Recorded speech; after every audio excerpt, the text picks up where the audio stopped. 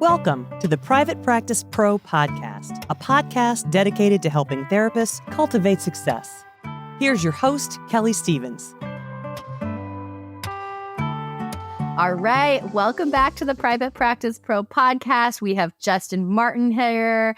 Justin, I'm so excited to have you. And, I find it's easiest, tell us who you are, tell us where you're sitting right now, what state or country you're in, and tell us a little bit about your practice.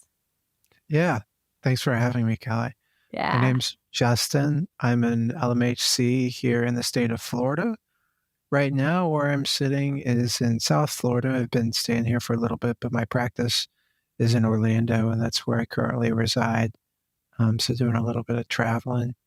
And yeah, things about me, enjoy what I do, like to write poetry. We connected on Instagram, so I like doing little funny reels and stuff on that. And just trying to live out here as a therapist. So yeah, it's been great.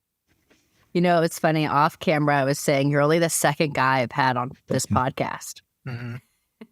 Yeah. Which, when you were in graduate school to become a therapist, what was kind of the gender split in your program? I was probably one of 3 or 4 guys out of 45 to 50. Wow. Yeah. And my dad made the joke, I'm single now. I was single in grad school. And he was like, if you don't find a girlfriend through grad numbers are in your favor. And I was like, he's got a point. I literally never thought about it that way, but that's funny. Yeah, in my program, we were in kind of a cohort model. I went to Pepperdine, and in my cohort, there were like maybe 24 women and 2 men. Mm-hmm.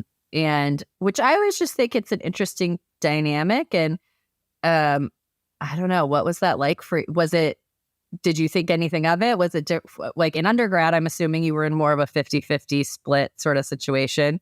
What was it like? Well, it was so interesting because my undergrad was actually in business.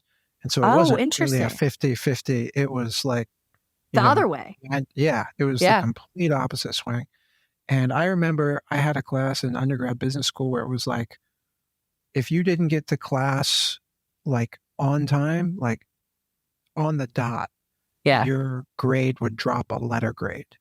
And what? It was this like, it was a very like punctual, you're on time. This is like business oriented. Like you have your notes and then I got into grad school and it was the complete opposite where it was like, we're going to end class an hour and a half early. Like, and people were just like, oh, do you want me to walk you to your car? And so that dynamic accompanied too with like the difference in gender was a complete swing for me in the opposite direction where, in my undergrad, I was leading more up here and, business oriented, not to say that that's not important. And then swinging over to become a counselor was a huge difference for me. And I didn't have a psychology background. So everyone else who had been in my cohort knew what theories were and knew what CBT was. And I was like, I know stuff about social media marketing. I know about sales. I don't know any of this stuff. Well, that's probably served you well since then. But how did you decide to be a therapist after going through a business program in your undergrad? So out of business school, I first tried to start my own business, which I learned a lot. It didn't end up working out, but I learned about startups. I learned about, supply chain management, social media things, all of this graphic design. And I wouldn't trade that for the world. And so then after that didn't work out, I was kind of thinking like, what am I going to do with my life? And I was going through some relational struggles and that put me on like a path to just learning a lot about mental health. And at the time I had this warped idea of what therapy was. I thought it was you give advice. Like the people I looked up to, I say this to myself, like how, like was like the Tony Robbinses and the like, what was the idea of like mental health? Yeah. And not saying that Tony's bad, but it's Yeah. not really mental health. It's more I feel like motivation. everyone goes through a Tony Robbins phase. Yes, You know, yes, I mean, we all like do. everyone at one point, everyone was a Tony Robbins convert. You know. Yeah. I would watch his videos on how he worked with couples Right. and just be amazed. And that's what I thought couples therapy was. And there are some skills that he uses that I plug and play every now and then. But so anyway, so yeah, I was going through my own relational struggles. I really found a liking to that. And it's crazy. On a whim, I was like, I'm going to just apply to grad school. Wait, are you serious? You just were like, I'm just going to do it. Yeah, I'm just going to do it. And I've said this story a few times, but it's almost serendipitous how it happened. So my undergrad was at University of Central Florida. Yeah. I just looked into the grad school program there for marriage and family therapy. And there was a meeting that was going to happen that was like an intro meeting of what you need to get into this grad school. Yeah. And at the time I was living in South Florida. And so I put the meeting on my calendar, was going to go to it, drove 2 hours to get there. And as I walk into the meeting, everyone's leaving. And I'm like, my God. What happened? And I go up to the instructor and she said, well, the meeting started 2 hours ago. And I had put the wrong time in my calendar. Oh my God. And I told her this, and she said, she was so nice, and we're colleagues now. And she said, just let's schedule a time to meet one-on-one, like, and go over what you need to get into this grad school. And so then I ended up meeting with her. And then from there, she told me about the GRE and all these things. And that too, I said, oh, if this is what I'm going to do, I bought a textbook, studied for like 2 months, took the GRE, somehow got the score I needed to get in. My GPA wasn't very good. And then I get into the grad school interview, and who's the person that's interviewing me? It's the person that was at the meeting that I already had rapport with. Yeah. And that, and too, the fact that I think I was one of the few guys I somehow got in. But I remember before going into the interview, just sitting there, and everyone was like, this is my 5th school I applied to. This is my, like, Wait, you only applied to one school? One school. That was it. Just UC. Yeah. Yeah. And I'm sitting here thinking, like, I'm out of my league. I was like, I don't. And somehow I got in. And when I look back at all that, I'm like, it was really like certain things had to happen. Like the fact I missed that meeting, and then somehow, you know, that somehow ended up getting me this rapport with this person, but also too, the fact that, you know, I somehow passed the GRE with 2 months of studying. I went pretty hard. Now I'm not gonna to toot my own horn a little bit. I was reading in between my work shifts, so those stupid vocabulary words they make you memorize. Oh my God. They make you a better therapist, you know? Yeah, right. I haven't used that word since. It's crazy. It's something that feels, it's a story I hold dearly, that it somehow happened in that kind of magical way. So that's what ended up happening. And then I quickly realized, when I was in grad school, like, this is not what I thought it was. This is not Tony Robbins. No, this is not Tony Robbins at all. And it's scary and also exciting that I applied on a whim, because I think to myself, like, it ended up working out. I love what I do, but looking back at it, if it were any other profession, I probably would have told myself, go, like, you know, see what a therapist does. Do an internship. Yeah. Before you go spend 3 years of your life and a lot of money. Yeah. And a lot of money. Yeah. And, you know, so that's the story. That's what happened. So, okay. So you arrive in your program, and so I'm assuming you had to do a clinical training site. So where were your first few sites? So at UCF, the first site was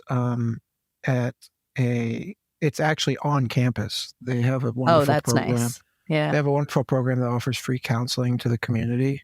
Yeah. And so you get some of your hours through there. And then after that, I had to choose between, you know, did I want to go do agency work interning, or there was an opportunity at a cancer hospital. Oh, wow. And I This was knew that after graduation or no, before? this was this. So the way it works in our grad school is you do some Yeah. on site at the campus, and then you go do a whole nother semester off site. Oh, got it. Okay. And so this was the off site part of my grad program. Awesome. My mom had cancer, and I've had a lot of cancer in my family. And so I've always I tried to lean into like what's going to be harder, even if the other option was to go do, and you actually got paid at some of this other agency work doing interning. Right. And so, but I said, I think this is going to help me grow more, and I don't know what monetary value I could put on that. So I ended up doing the internship at the hospital, and it's been a tremendous growth opportunity. Wow. I still have friends that I talk with that work at the hospital, and I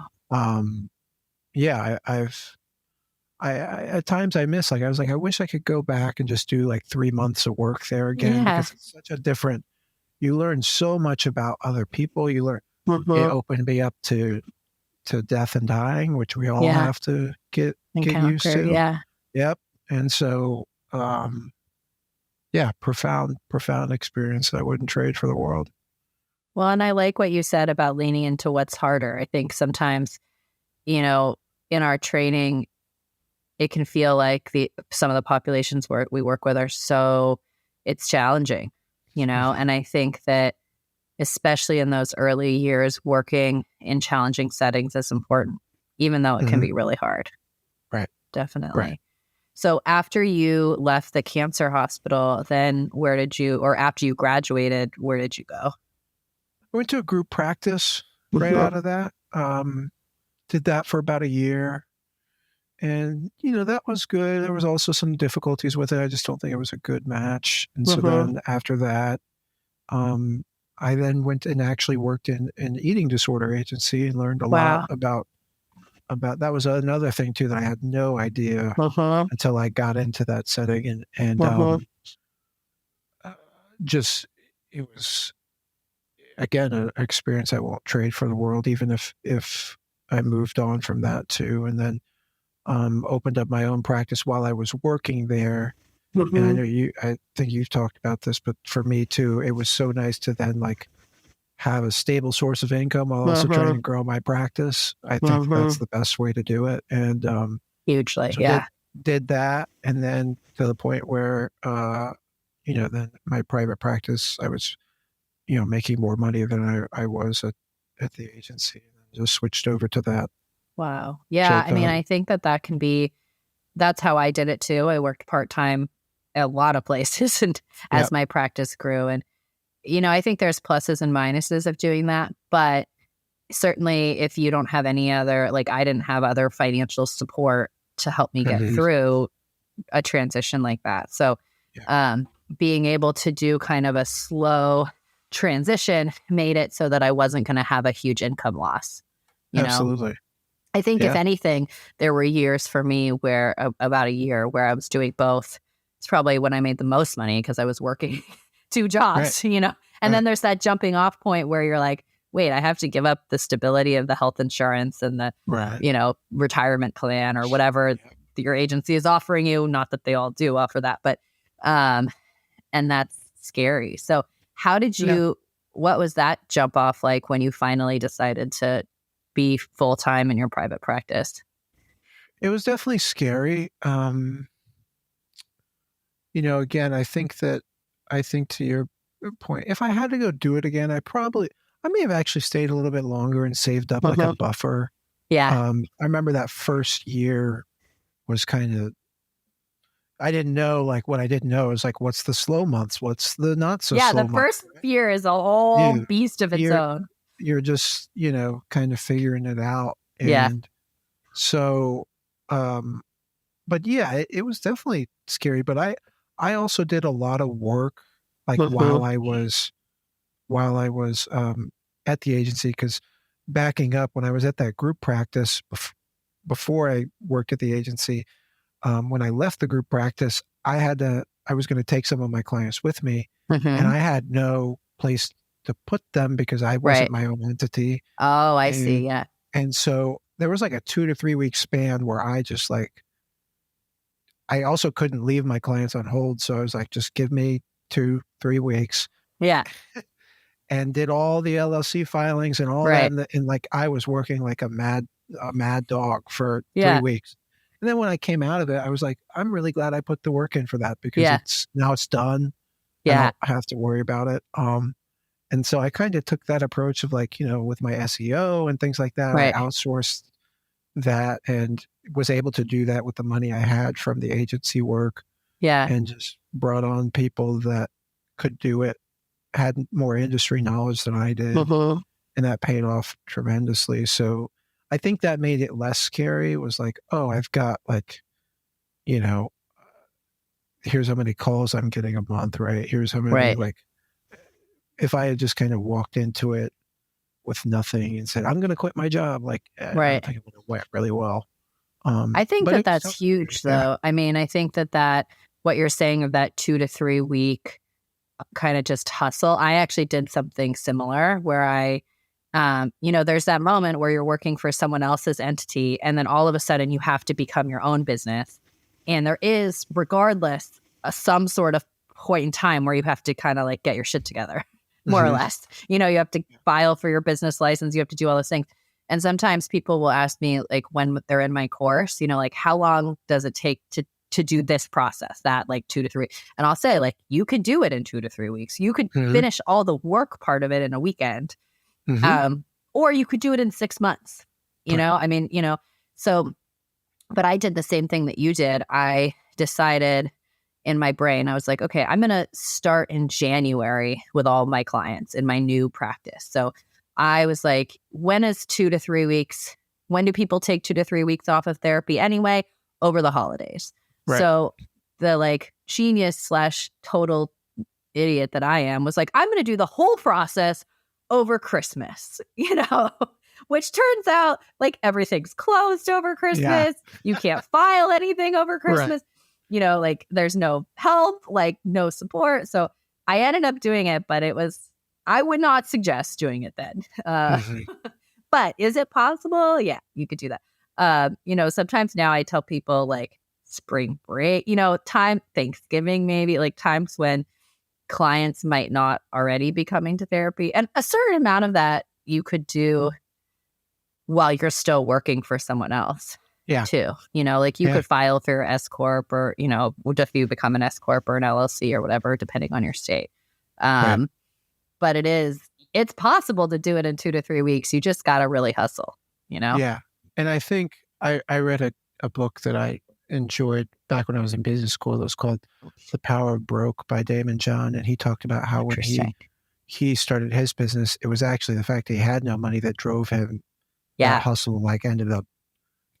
And so even though this was a different scenario, I had to go somewhere with these clients that I was moving from a group practice. I couldn't just be like, I'll do this in 6 months. Otherwise I would have to just refer them out. And so that definitely, like, I was like, I have 2 to 3 weeks, like, and then if I can't get this done, I'm going to refer them out. And so, the power that did was, I tend to procrastinate on a lot of things, but if there's like a reason to not do it, that just, makes it a lot, it definitely lights a fire under you. So there's benefits and drawbacks to both, like you said, but in the way that it worked out, that was kind of what happened with me. So, yeah. I mean, I think that's really true. Like, it's funny for me nowadays, like teaching therapists to open a private practice versus like what I did, in my own humanity. And, I always tell people like save a buffer. It's really good to have a few months of savings. Yeah. It's really good to like have a few months of rent stashed up. And of course, when I did it, I didn't do any of that. Like I was at like a challenging moment in my life where I really needed to, like I was done working for someone else. I needed to make a change. I was burnt out and I was like, I'm just going to do it, and my like backup plan is like, I love to work. I know I love to work. So I was like, worst case scenario, if this doesn't work out, I'll just get a job. I'll go work at Starbucks. I'll go work at Trader Joe's. I don't care, And it worked out. But I do really believe in that. If you have to, And even like when I started Private Practice Pro, when you launch a course or you launch an online business, it costs a certain amount of money to launch, Yeah. and I was like, okay, I'm going to sink, for me, I sunk in about $20,000, which is a lot, and I was like, okay, within a year, I have to be able to pay myself back this 20,000. Otherwise I have to quit. Like I can't take this out of my savings for my child and quit. But like that motivate, and very quickly that happened. And it was like the best day ever when I was like, okay, I'm now no longer in the red. But I don't know if I would have worked as hard for it if I wasn't hungry to make that money back. Right. Exactly. Yeah. So like you said, there's the benefits and drawbacks to both. I think getting aware of like, same for me. I would never give, when people ask my story, that's not what I'm proposing to do, but that's what I did. Right. And if you choose to do the route, go for it. There's an element of risk with that. Just like there's an element of risk with what I did. And sure, you'd like to mitigate as much risk as possible, but there's a huge emotion component of this where sometimes you get to a point where you're like, you know what, I'm doing this anyway, even with the risk, and it can work out. It can also not work out. But that component of it, I don't know if you can have all the plans you want, and that's what often makes the decision, right? Yeah. I mean, I think it is hugely like there has to be, I know for me, it was like, I have to decide that I'm not going to fail in opening a private practice. Like I just kept on telling myself, like, thousands of other therapists have built practices. This is not something new. So there has to be a way to do it. I know other people could do it. I know I'm smart. So I'm just going to do it. Yeah. And it worked out. But like me, if it hadn't, I would have been working somewhere else, Right. Yeah. Hey, therapists. Are you listening to the show and thinking, I really want to launch my own private practice, but I have no idea where to start? Make sure to check out Kelley's Private Practice Roadmap course. In the course, Kelley gives you the exact steps you need to open your own thriving practice. You can find the link below in the show notes. Okay, so like let's fast forward. You're in your private practice and you talked a little bit about SEO, but in general now, when you market your private practice, what's working for you? Like how do you market yourself? So I've marketed a lot through SEO, but specifically the finding out what niche I had was I ended up finding a theoretical orientation and modality of therapy that I really enjoy that at the time wasn't as big. And so, branding myself, IFS, the internal family systems model is what I use. And so when I outsourced the SEO and was meeting with her, we were looking at things like how many IFS therapists are in the state, or in, is this keyword rankable or not? And that's why I said I'm such a huge fan of getting people on your team that can help with that. And so who do you use for your SEO? Do you want to give her a shout out? Yeah, I use Christy with SEO or therapy. Oh, I know Christy. Yeah. Okay. Yeah. We'll tag her in the show. Yeah. I was actually just thinking we should have Christy on the show. So, and she's amazing and specializes in working with therapists. So, Christy Plantinga. Right? Yeah. Is that her last name? That's her name. Yeah. So we'll tag her in the show notes of this episode, but she's fabulous. And this is just a great reminder that I should have her on the show. Absolutely. Yeah. I can't recommend her enough. So, but it was super helpful because we would meet, once a month, and I would have a to-do list of things to do. And so, I would just do all those things. She would, look it over, and then we would track, this is actually working. And so,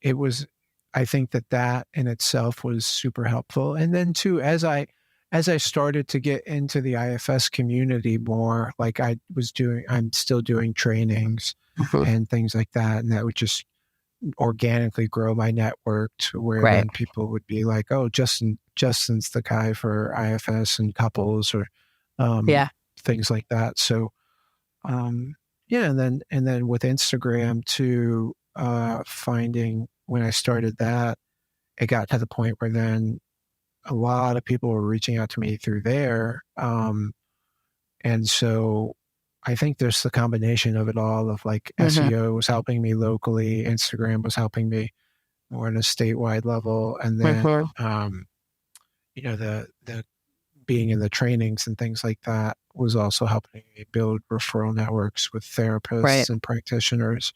So that's sometimes pretty much. people, oh, I'm sorry to interrupt. Sometimes people will ask me about Instagram if they feel like, because obviously you're also talking to like a national audience. So how often do you get calls from people that are outside of Florida? And like, what do you do about it?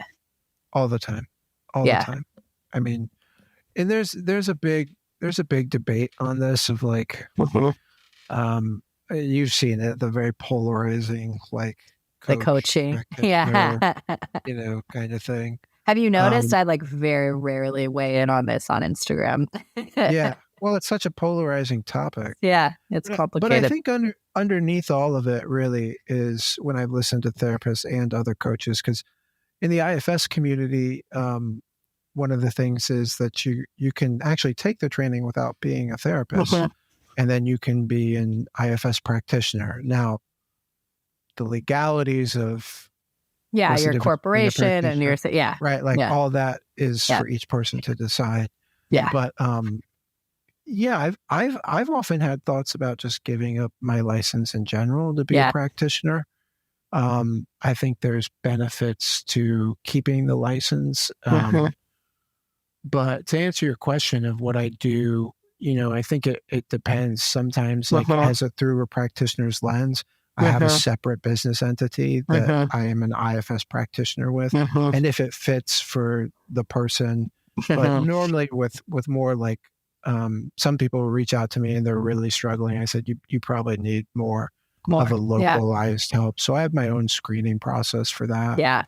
But yeah, I'm hoping too that legislation starts to come out where, that there's no more state restrictions, and then we won't really need Aren't to. we all? I know, it's wild. I've talked about this on the last couple episodes that haven't quite come out yet, but will soon. And it's tricky. I mean, every state is different. I always suggest, if you're going to have a coaching end of your business and a separate that it's a completely separate entity. Most of the attorneys I've talked to have basically said that's like the baseline, Right.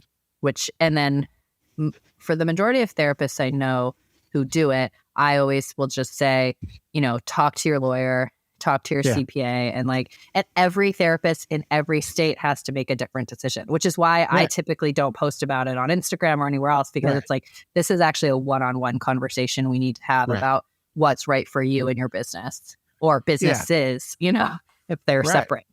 Yeah, absolutely. And I would say the same thing. And that was kind of the thoughts that I did too.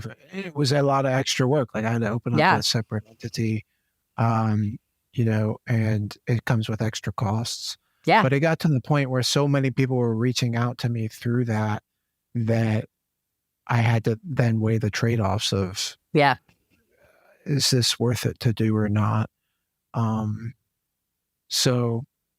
But yeah, I think to your point, just that's a decision everybody has to come with too on their own.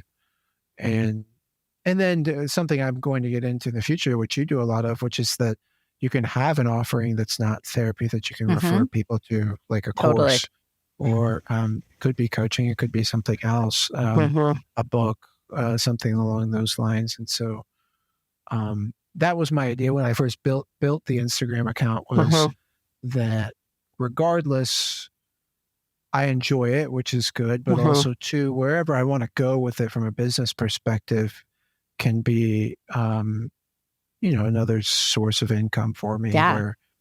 And then meeting people like you, leveraging network relationships, things like that. So I always think it's a good idea. I've said this a million times on this podcast, but I like the idea of my butt doesn't have to be in the chair to make money, because life happens, people get sick. we all practice through a pandemic, and it's nice to be able to expand. And it's nice to be able to see the therapy industry expand in ways that therapists could be creative about how they earn income, Right. And even if Right. it's 1/10 of your income, 1/10 of your income will pay for a really nice vacation every year, Yeah. So absolutely. You never know. I mean, most once I'm sure that you've seen the like Reels bonuses and stuff. It's like $100, right? Like, but hey, $100 every month is a nice dinner, a super nice dinner. Yeah. Okay. So here's my question on this. So what we're talking about for anyone who's listening who might not know, if you are a creator on Instagram, now Instagram will pay you a bonus based on the number of views your Reels get, essentially. Similar, YouTube does something similar. Okay, so here's my question for you. I early on was doing it, and I was the same way. I was making like $100 a month, and then I started to notice my engagement going down a little bit, and I turned it off, and my engagement went up. And I have no proof of this. This is not. I'm not like giving you Instagram guru knowledge. So I turned it off because I was like, I don't know. For the $100 I'm making per month, am I losing money on engagement? Anyway, have you noticed that? I haven't turned mine off, so that'd be a good question to ask. Because similarly, I've heard on both sides of the camp, if it doesn't affect it, it does. I would feel like to actually know, you'd have to do like a 3-month data set, and just like because there's times too where I could think of a billion other reasons that could affect my engagement more than the Reels, like the time of the year and what specific Instagram Reel sounds I'm using and the time that I post. Like there's so many variables. I know, it's hard to know. But that's a good point. I mean, I have no idea. I want my $100 back. Right. Maybe I should turn it back on. I keep on asking people because I don't think there's a clear answer on this one. And this is by no means like professional advice because I don't know the answer. But if anyone does, send us emails and tell us what your thoughts are. Because that and I think that's like also speaks to the moving nature of Instagram, that the one benefit I find with private practice is there's a lot more of it that's within my control than in an online, because obviously I have my private practice, but then in my online business, there's so much that's in control of Meta. I live and die by Meta. And we've tried to like slowly diversify the platforms we're on and, trying to live that TikTok life, but it's not easy. TikTok and me, like, we're frenemies. But you haven't done any dances on there yet? Oh my God. I don't know. Like, I still haven't. Are you dancing on TikTok? Like, I can't do it. Absolutely not. No. I've done like a few silly things. Yeah. I'm like, but you do some funny reels. I mean, I'm like, Sam and I are always cracking up watching your reels. So thanks. I don't know. Maybe we should like collab on a dancing reel one of these days. Just for this episode, like promote it, Exactly. It'd be like a sad dance. I'm not very good at dancing. You don't want to do that. All right. So here's my last question for you. I want to know, Justin, as you look out over the trajectory of your career in the next 10, 20 years, where do you see your practice going? Oh, this is a tough one. I know. I didn't send you this one over the email. No, but it's something I'm thinking about. I've debated because I know these aren't the only two options. I've debated, expanding my practice or really focusing in on like my personal brand and just being a solo practitioner and the benefits of both. You mean like expanding into a group versus expanding your myself, like Justin brand? Yeah. Right. Yeah, exactly. Yeah. And, early on, I thought, I'm going to just expand into a bunch of groups and I'm going to expand that out. And now that doesn't have as much flavor for me. It's a lot of logistical work. It's more business oriented than it is practitioning, which is fine. But I think I've started to realize like, I could see myself branching off into other areas of things like collaborating with corporations, writing a book, you know, possibly like running workshops myself, doing retreats is another thing, and traveling more with that. And so when you ask my brain, like, which feels more enticing, doing all that or opening up 10 therapy practices, my brain goes, yeah, I'd like to go do all the other stuff. Me too. And so it's not to say that opening up group practices is bad. It's just not in my cards right now. Where your heart is. No. So yeah, I love the idea of writing a book or doing an IFS retreat, things like that more than opening up another LLC. I get it. I get that question all the time from people of, are you going to provide trainings on group practice work? And an episode that aired a few weeks ago with Nicole McCants, where she really teaches clinicians how to open a group practice. She opened a huge group, sold it, scaled, retired from group practice ownership by selling it. And anyone who wants to do that should listen to that episode, because that was great. But I'm kind of in the same camp you are a little bit, where I have worked in group practices, and my best supervisors, and I had some really wonderful ones, were working their butt off to manage people. Yep. And they were present, and they were there every single day until late in the evening, making sure cases were handled. And not that you have to do that. I think that there are ways to build a clinic where you have really great clinical directors. And but I know for me, and maybe this is part of just like having a young child and being I love the fact that even now, like, I do manage a team and I have people that work with me, that I'm not managing other therapists.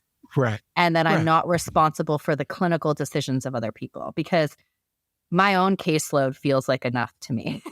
Sure. But other people, that is their gift, but I love that the other sources of income, I've written a book, like I've done a podcast, like all these things allow me to take a month off or take 2 months, and take that trip or take a maternity leave or, without losing income. And I worry for myself that if I were to open a group, which I've thought about 3 million times, that it wouldn't allow me that same flexibility. And I, like, at this phase of life, value that flexibility over all else. Yeah. Yeah. So, well, it goes, I think it goes to you heard that story about the like fisherman and the businessman? No, tell us. So I'm going to ad lib it, but basically this guy's fishing on the shore, and, he's catching fish, and the businessman comes up to him, sees how many fish he's caught, and is like, oh my goodness, why don't you have a boat? And the fisherman's like, why would I need a boat? Why do I need a boat? Get a boat, if you have a boat, you can go to deeper seas. And if you have deeper seas, then you can catch more fish. And he's like, and then what then? He's like, well, with all that profit from the fish, you could bring on more people, and then you can catch even more fish. And he's like, and then what would I do? And he was like, well, then you would have a fleet of boats, and you could travel the Atlantic and you could catch even more fish. And then he's like, and then what would I do? And at the very end, the business goes, and then you'd have so much money that you could be on a beach fishing. Oh my God. I can already down, so right?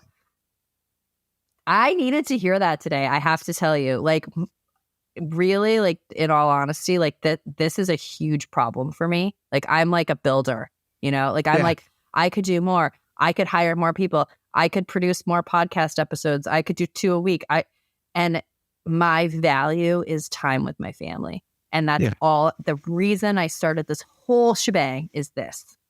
And I think it is easy, especially for certain personality types, to want to continue to build so that in the thought that it's going to get me to where I already am, Yeah, right. So right. Exactly. Interesting. So but if you want to open a group practice, you should do it. Yeah, go for There's it. There's ways to do it. Just to go talk to Nicole.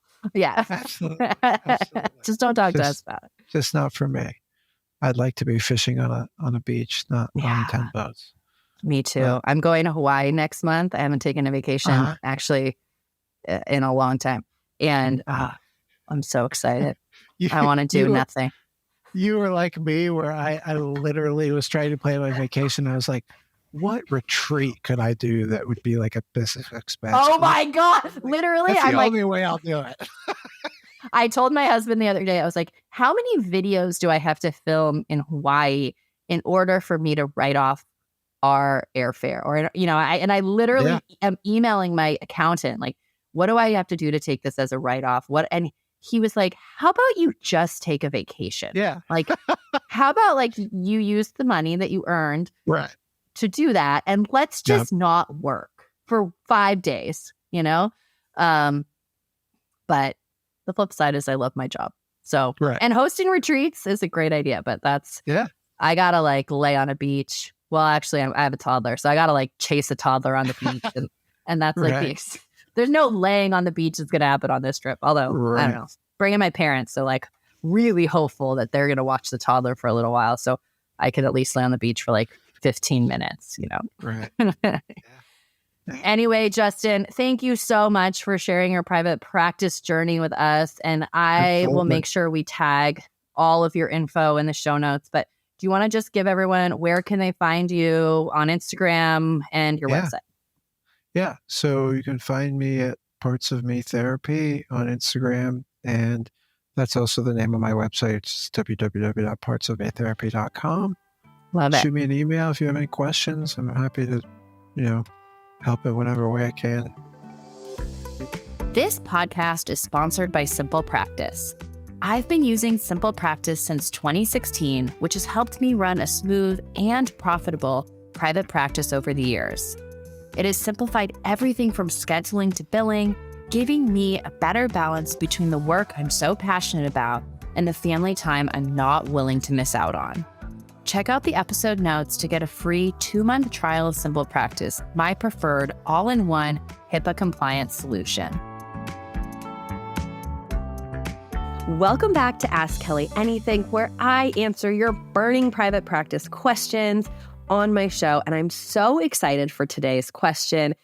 I sometimes answer questions that come to me from your voicemails, but also sometimes I answer questions that come to me from Instagram. So I got kind of a short question today, but I wanted to answer it on the show because I think it's something that all of us as therapists really struggle with. So here it is. Hi, Kelley. Would you be willing to provide some tips and tricks to keep a session from going over the allotted time? So I don't know about you guys, but this is something that I struggle with and that I really struggled with at the beginning of my career.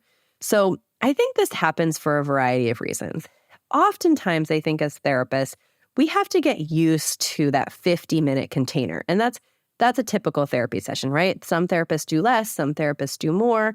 But I would say a lot of times we have to get used to that 50 minutes. And one thing I've noticed as I've progressed through my career is that now my body almost kind of reacts to that 50-minute time, in the sense that, like, let's say I'm just out on a Saturday and I've been maybe watching a movie for 50 minutes or doing something with my son. Right about that 45-minute mark, I'm like, oh, I'm getting a little bored or I'm getting a little twitchy. So you do kind of get a better internal clock. But the thing I want you to remember first and foremost is it is your job as the therapist to keep the boundaries and keep the time. It is not the client's job. And in fact, I would say really good therapists allow clients to just relax into that time, and so that they don't have to keep time, right? So that they can just be going through their process. So one thing that I find really helpful is, number one, I have a lot of clocks in my office, all right? I usually have one that's within eye level of where the client is sitting so that I don't have to break eye contact to know what time it is, right? And then I also have one that's behind me so that even though it's my job to make sure that I'm staying on time, the client has some sense of what time it is without looking at their phone. I absolutely never use my phone to keep time in session, because no matter what, even if you tell the client I'm only looking at my phone to check the time, it's an interrupter and you're looking at your phone, and it's a whole different type of energy than just being able to kind of glance off in the corner and see, oh, okay, we're within 15 minutes. I typically recommend checking in with the client. Let's say you have 20 minutes left and there's kind of a natural pause in the conversation. Just saying something like, hey, we have about 20 minutes left. Nice chunk of time. if we want to get into something different or if there's something else big that you want to bring up, I just wanted to check in and see if you wanted to pivot at all. Then at about the 5-minute left marker, I'll usually say, hey, we have about 5 minutes left, and I really want to make sure that we wrap this up and this session feels really good to you. Are there kind of any last things that we need to make sure to cover? It's your job to set those boundaries, and that's usually the way I do it. Make sure to buy a lot of clocks. That's my trick, and I hope this helped. Have a great day. If you would like to be featured on Ask Kelley Anything, I love getting listener questions from you guys. Anything about private practice goes. And the best way to do that is actually just to give me a call and leave me a question on my voicemail. So I'm going to tell you the phone number right now and make sure to write it down. Here it is, 805-243-8241. I'm looking forward to hearing from you.